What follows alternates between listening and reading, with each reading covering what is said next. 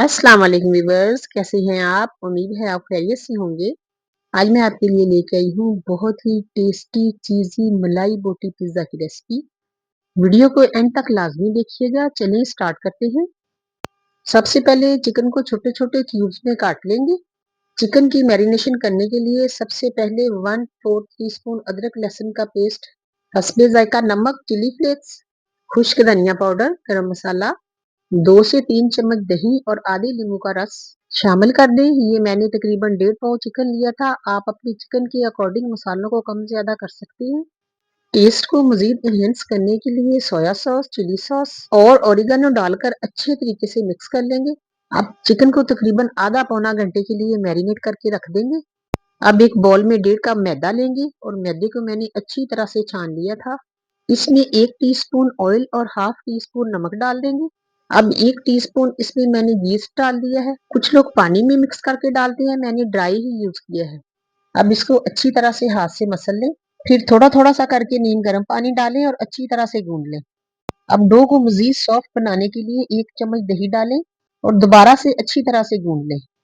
अब डो को डाम कर 15 से 20 मिनट के लिए राइज होने के लिए रख दें। रूम टेम्परेचर पे या किसी गर्म जगह पे रखें।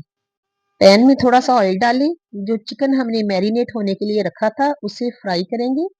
थोड़ी देर फ्राई करें। चिकन अपना पानी छोड़ दे तो फिर उसे कवर कर दें। जब थोड़ा पानी ड्राई हो जाए तो फिर इसमें क्रीम डाल दें। मजीद थोड़ी देर के लिए टेंडर होने तक भून लें। क्रीम भी ऑयल छोड़ेगी, इसलिए आपने ऑयल कम ही डालना है। ये देखेंगी माशाल्लाह हमारी जबरदस्त मलाई बोटी रेडी हो चुकी है। अब कुछ वेजिटेबल को बारीक बारीक काट लेंगे। वेजिटेबल में मैंने टमाटर और शिमला मिर्च यूज की है।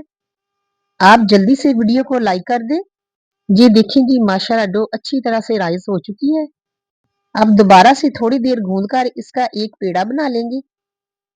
आप चैनल को सब्सक्राइब कर दें और बेल आइकन पे क्लिक भी कर दें ताकि हर आने वाली नई वीडियो आप तक पहुंचे।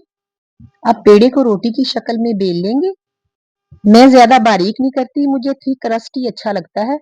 आपको अगर थिन अच्छा लगता है तो आप थोड़ा बारीक कर लें।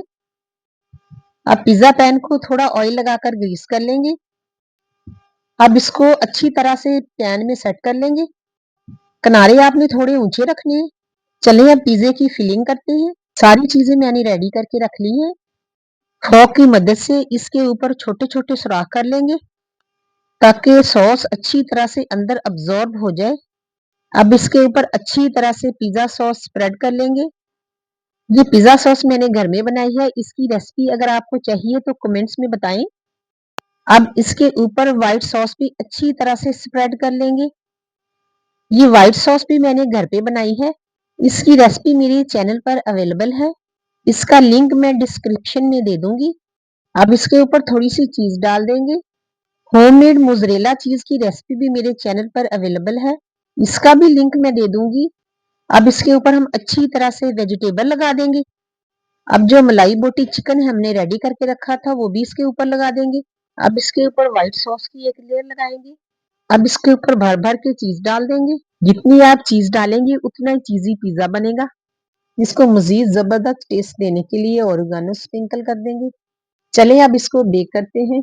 पतीले को मैंने 15 मिनट पहले प्री हीट होने के लिए रख दिया था। अब फ्लेम को लो कर देंगे। इसको 35 से 40 मिनट तक बेक करेंगे। आप इसको 30 मिनट के बाद चेक कर लें। अगर क्रस्ट बेक ना हुआ तो मजीद 10 मिनट के लिए बेक और करें।